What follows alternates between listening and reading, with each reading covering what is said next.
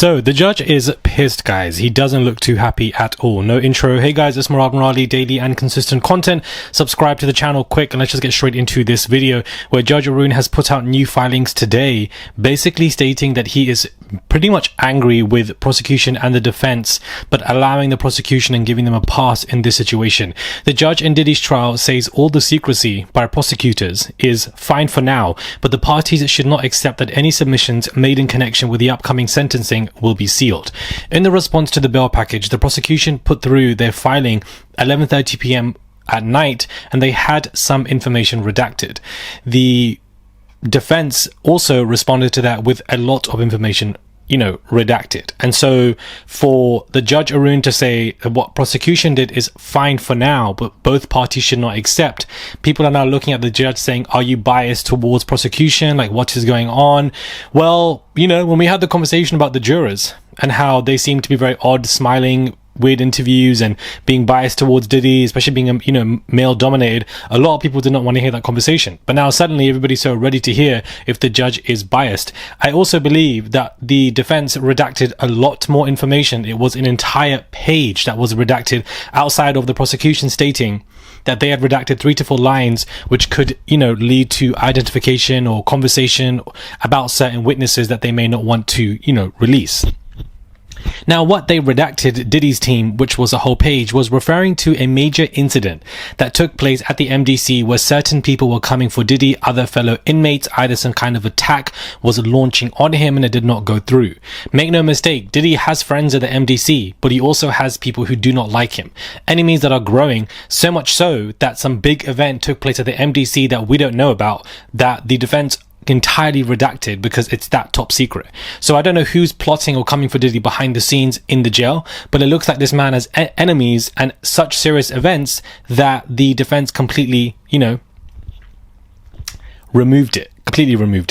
If we look at this letter via the judge and we look at the legal standard, we look at the third paragraph, in determining the weight to be accorded an assertion of a right of privacy, courts should first consider the degree to which the subject matter is traditionally considered private rather than public. Financial records of a wholly owned business, family affairs, illness, embarrassing conduct with no public ramifications, similar matters as weighing more heavily against access than conduct affecting a substantial portion of the public.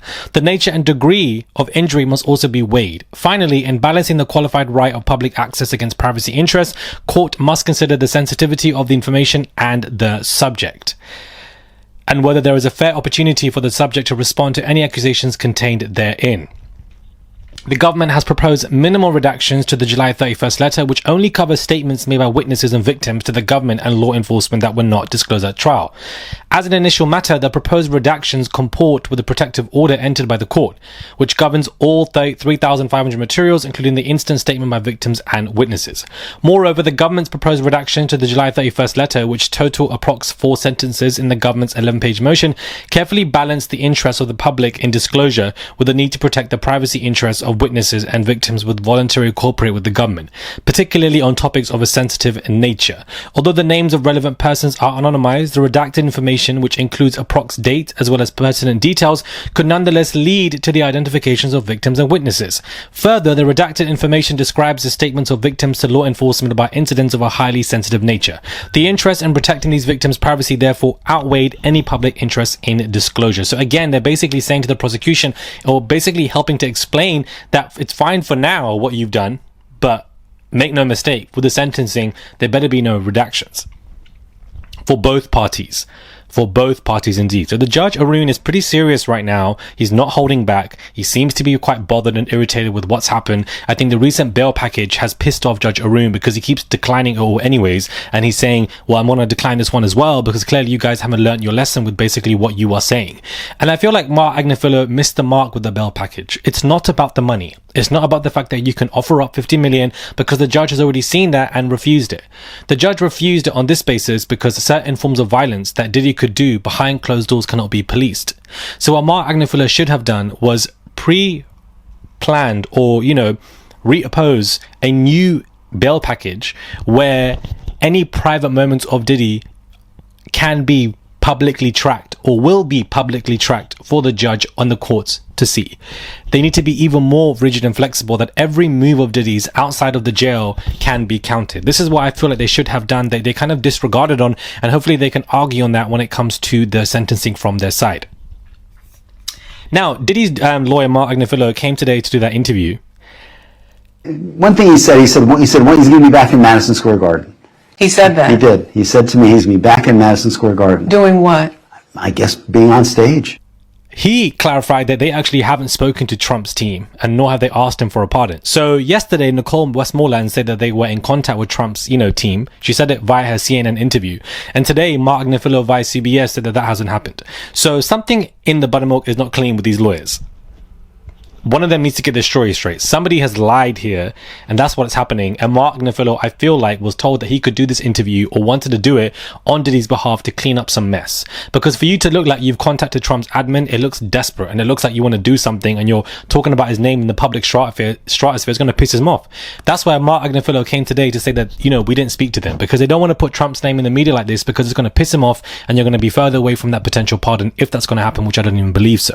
So the lawyers themselves, I feel like, either are arguing, fighting, disagreeing, lack of communication, because how are you all in-house together as a team coming out to do public speech after the trial, holding hands like Avengers, and you guys don't even know whether you've spoken to Trump's admin or not? Something is not right here. You guys are not communicating well, and there clearly is issues going on between you guys. Now, moving on to Ghislaine, which I keep speaking about because I think it's very important to keep tabs on her conversation. She basically transferred from a federal prison, and the reason why was because she was bombarded with death threats from violent inmates who branded her a snitch for spending 2 days talking to Deputy Attorney General Todd Blanchet about the men linked to Epstein. Now, inmates in her new prison think it is very unfair that Maxwell was given this transfer, which appeared to have breached the Bureau of Prison rules, as she is serving 20 years for what basically took place. In another twist, Ghislaine Maxwell could now shave up to 135 days off her sentence by completing prison programs under a law signed by Trump. Such programs were not available prior or at the Florida prison, but the prison where she is now, she actually can reduce her prison sentence. The fact that she even had this shock transfer came after the Epstein story, and it became a headache for the president when his Department of Justice and the FBI tried to shut it down. So I think we have to keep tabs on Ghislaine and this conversation, because she's now in some kind of cushy new prison life, which I don't think that she deserves in any way, shape or form. She should be rotting in her jail from where she is. But I think that these are small steps, because in order to transfer her, they had to waiver her sex offender status to transfer her to that particular prison anyways, and now she can complete prison programs that can immediately shave off time on her sentence. I also feel like she is somebody that's going to be released. The fact that she was able to have conversations with the Department of Justice behind closed doors and nothing is noted is extremely insane to me. Like, it's just extremely insane that temporarily issue happened and she was granted that. And I think that there is a conversation for her leaving the prison far earlier and basically being pardoned and going off to live some kind of quiet life somewhere where she isn't bothering anyone, doing anything on her own, some kind of island or whatever the hell you want to call it. And I think that this is going to happen soon, and I think that we need to keep tabs on Ghislaine. It's very important to, yes, I'm speaking about Diddy a lot, especially over the past year and especially post-trial, but I think that I'm going to keep tying Ghislaine into these conversations because I feel like she's connected to Diddy, of course, but I also feel like her conversations are also just as important. Subscribe, comment down below, give this video a thumbs up, send a tip if you guys wish to. It goes a long way. Please click that button and subscribe to the channel. Join Murad Nation, become a Murad. It's just one click. That's all you guys have to do, and I'll catch you guys soon for another video.